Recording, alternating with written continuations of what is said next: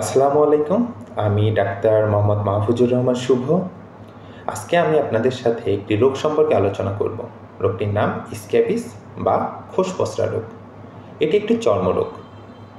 এই রোগ এক ধরনের পরজীবী মাইটস বা পোকার আক্রমণে হয়ে থাকে।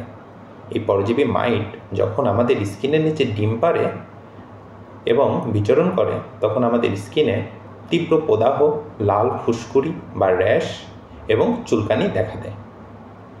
এই রোগের প্রধান লক্ষণ কী?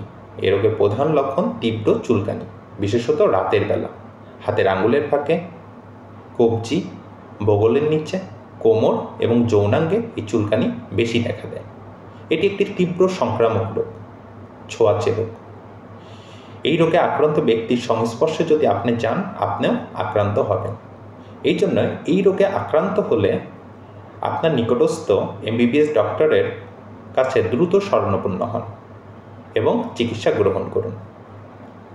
চিকিৎসা গ্রহণের পাশাপাশি আপনাকে কিছু নিয়মকানুন পালন করতে হবে।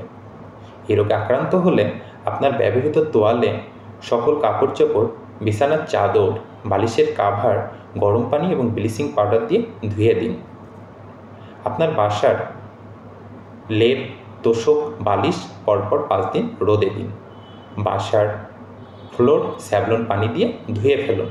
সর্বোপরি ঘরবাড়ি পরিষ্কার পরিচ্ছন্ন রাখুন। চিকিৎসার পাশাপাশি এই করণীয়গুলো যদি আপনি সঠিকভাবে পালন করতে পারেন, আশা করি এই রোগ থেকে আপনি এবং আপনার পরিবারের সদস্যরা পরিপূর্ণ পরিত্রাণ পাবেন। ধন্যবাদ।